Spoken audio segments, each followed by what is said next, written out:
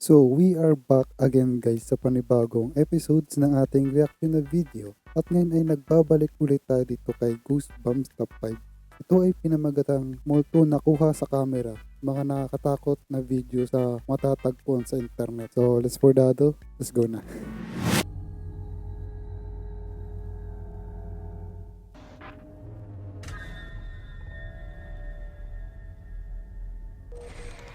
Friday the 13th, Hunting. Ang YouTube channel na Ghost Hunt Weekends ay channel na dedicated sa panghuhuli ng paranormal activities. Nataong Friday the 13th nang bumisita sila sa The Titanic Museum sa Pigeon Forge, Tennessee. Ang Titanic Museum ay ginawa bilang tribute sa mga biktima ng lumubog na barko na Titanic. Kaya naman posibleng may kababalaghang nagaganap dito. Ang RMS Titanic ay ang pinakamalaking barko noong mga panahong iyon. Ito ay lumubog sa gitna ng North Atlantic Ocean noong ika-15 ng Abril taong 1912 nang sumalpok ito sa iceberg habang ito ay naglalakbay mula sa Southampton, England patungo sa New York, America. 1,500 mga katao ang tinatayang namatay sa paglubog nito. At sinasabing ito din ang deadliest peacetime sinking of a superliner. Kasama ni Chad the Ghost Hunter ang mga Wraith Chasers upang tignan ang mga paranormal events na nagaganap sa museum. At maswerte silang pinahintulutang mag-film sa loob ng museum. Ilang sandali lang sa loob at may nasagap agad ang EMF scan nila. Around the corner here. Wow, why is that going? That red means like that's Uy, wala pang ilang oras meron na agad. as strong as a microwave going off. There's nothing over there. Simula na rin ng mga kababalaghang mararanasan nila. May pagkalabog mula sa malayo. Can you Sa pagdabog ata sila sinagot ng kinakausap. May mga disembodied o ligaw na boses ding maririnig. We're gonna leave. May ligaw na sigaw pa nga, talasan ang pandinig. Hang on, this one here. Hey, what's that screaming? Hang on, this one here. Hey, what's that screaming? Uy, Hang on, this one here. may sumisigaw par. Hey, what's that screaming? Ngunit ang pinakamatinding paranormal phenomenon nangyari noong gabing yon ay ito. Nakita mo ba? Kung hindi, bagalan natin. Isang Kung banda. hindi mo pa makita, i-frame by frame natin. Tignan mo ang lalaki sa kanang bahagi ng video, katabi ng nakasuot ng blue na jacket. Sa likuran niya ay may anino, itim na Yun. figure ang Technically, dito kasi ako nakatingin. Dito. Wala dito. Hindi dito. Ito pala yung tinutukoy niya. Okay. naglalakad sa likod ng kanyang katabi. Saglit lang itong nadaanan ng camera. Dahil maging ang team mismo nila Chad, hindi ito napansin. Saka na lang nila ito nalaman pagkatapos i-upload ang video at makita ng mga viewers na may mas matatalas na mata. Uy, sa ano pala to? Sa Canada. Flag ng Canada ata to. Ang Tama ba? anino. Hindi alam nila Chad noong gabing yun, ang kanilang hinahanap ay kasama na pala nila. Oh. Japanese Haunted House. Ito ay YouTube video mula sa channel na Clip Store. Binisita ni Sagaano Chan ang isang abandonadong bahay na pinaniniwalaang isinumpa. Nagsimula ang mga chismis na may misteryo raw sa bahay na ito. At nang Sinumpa? may isang bumisita, umuwi itong wala na sa sariling katinuan. Look. Sabi kasi may naganap daw na murder case sa pagitan ng pamilyang dating naninirahan sa lumang bahay. Mawala rin kaya sa katinuan si Sagaano Chan? Nagkalat ang mga lumang bagay sa loob ng bahay, kaya mas nakakapangilabot tuloy libutin ito. Taong 2007 pa ang kalendaryo, tanda kung gaano nakatagal na walang naninirahan dito. Oh, 14 shit. years na. Paglingon ni Sagaano Chan, 14 years na pala. pandinig, pagkat may ibang yapak ng paakang maririnig.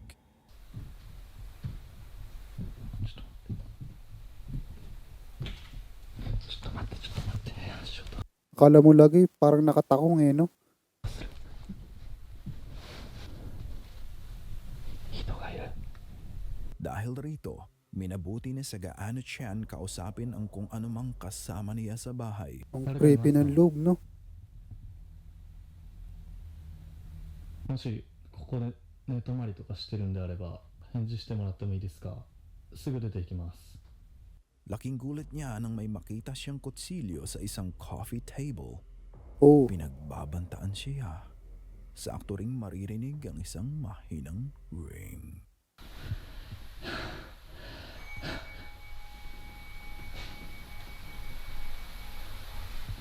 Nagsorry na lang nang nagsorry si Gaano Chan sa kanyang nagambala. Sa huli, minabuti na lang ni Sagaano Chan ang umuwi may mga ano pa, may mga damit pa nang hindi na makapanggambala pa. sa Mula cabinet. sa kwarto ay bumaba siya sa hagdan at dito ay mayroong pangyayaring hindi inaasahan. Oh! Shit! Ano yun? Kita nyo guys? Nang hindi na makapanggambala pa. Gagi, totoo ba Mula yun? sa kwarto ay bumaba siya sa hagdan at dito ay Check nyo to guys, oh. Ito. Tumingin kayo dito sa part na to. mayroong pangyayaring hindi inaasahan. Gagi. Nakita niyo ba yon? Makikita ang isang pares ng nakalutang na paa ang bumaba sa likod niya sa hagdan. Hindi ito nakita ni Sagaano Chan during the investigation.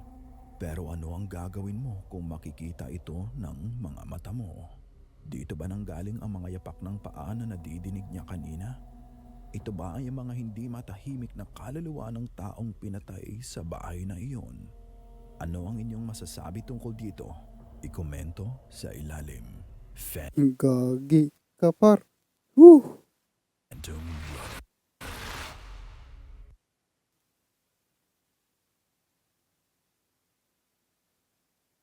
Ikomento sa ilalim. Kalain mo yun? Phantom Runner. Ang mga videong inyong masasaksihan ay nagmula sa TikTok at YouTube Shorts. Ang una ay in-upload ni Meg Sluvsia sa TikTok. Ayon sa kanya, ang nakuhaan daw ng video ay multong tumatakbo. 5:15 ng umaga. Makikita ito mula sa kaliwang bahagi Multo ba talaga yan? Tumatakbo? ng video patakbo sa Akala ko ang kailang gawin ng multo, tumayo lang sila na matagal. Tapos hindi naglalakad or natakbo. Ganun lang. kanan. Ganun lang yung pagkakaalam ko.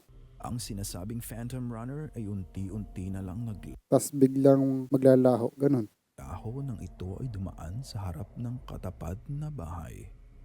Kung isa kang skeptic, sasabihin mong baka naman tao itong nakaitim na nagja-jogging lang. Ba? Ngunit marami sa comments ang naniniwalang multo ito dahil sa transparent ang figure na ito.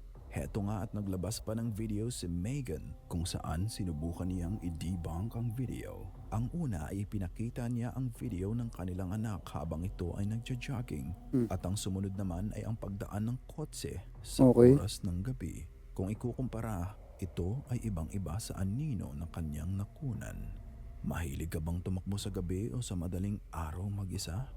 Baka may kasabay ka na, hindi mo lang nakikita. Istorbo naman sa pagtulog ang makikita sa video na ito na in-upload ni Ziggy09 sa YouTube. 10 taon na ang nakakaraan. Aba, Bagaman may kalabuan ng video, makikitang isang lalaki ang tahimik na natutulog lang nang may marinig siyang kalabog mula sa bintana. Naging dahilan ito ng kanyang pagbangon. Nang buksan niya ang ilaw, may kung anong dumungaw sa kanyang bintana. Hindi masiguro ang hugis ng figure. Parang puting usok lang itong mabilis sumilip at nawala nang patayin niya muli ang ilaw. Mapapansin din na bahagyang gumalaw ang kanyang kortina bago lumabas ang puting figura sa bintana. Nang bumalik na siya sa pagkakahiga, kumalabog muli ang bintana. agoy. Tila ayaw siyang patulugin. At sa pangalawang pagkakataon, nagpakita muli ang figura. Ang galing talaga, par. Pinagtitripan ka niya siguro. Shadow Ang TikTok video na ito ay in-upload ng TikTok user mula sa Naku, may Indonesia bata. na may username na @wahid_PC. Ang cute. Una nating mapapansin ang cute na sanggol na naglalaro sa lapag. Inosente. Mas cute pa lalo dahil sa suot nitong panay palaka ang print at nakasuot pa ito ng bunny hat na umiilaw-ilaw. Ang cute. Tinatawag siya ng kanyang ina. Usual na larong baby at nanay lang. Pero teka, tignan kung saan nakaturo ang arrow. Dahil mabilis ang pangyayari sa TikTok, babagalan namin ng video May para dumaan. sa'yo. Nahagip ba ng mata mo? Ito, i-frame by frame natin. Dumaan par. Isang anino ang mabilis na nagdaan sa doorway sa likod ng sanggol. Hindi matiyak kung ano exactly ang bagay na ito. Ngunit hugis tao o bata rin. Hindi kaya kalaro ito Di ko alam kung matatakot ako or ang cute kasi ng bata eh. Parang hindi siya masyadong nakakatakot. ng bata? Haunted Graveyard. Si Ang cute kasi ng bata. Franco TV ay isang paranormal YouTuber na regular Creepy, shadow, caught on camera, haunted. nang bumibisita sa mga haunted Graveyard. places at saan pa nga ba may Caught magpaparamdam on camera. kundi sa mga libingan. Sa video na ito, binisita niya ang isang graveyard na ilang beses na rin niyang napuntahan noon. Ngunit ngayon lang niya ito napuntahan sa kalaliman ng gabi. Nagsimula siya sa pinakamaliwanag na bahagi ng sementeryo hanggang sa kailanganin na niyang buksan ang flashlight dahil sa sobrang dilim. Kanina pa raw niya ramdam na may nakasunod sa kanya. May nakita pa raw siyang anino sa bintana. This is the area where I originally seen the shadow reflection on the window.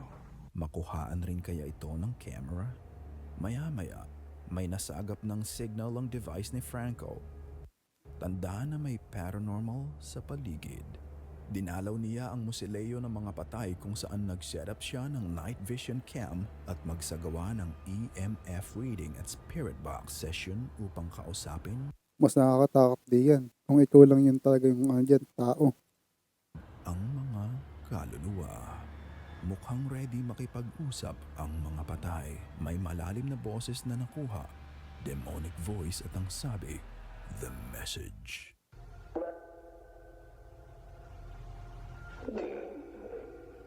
Oh my god.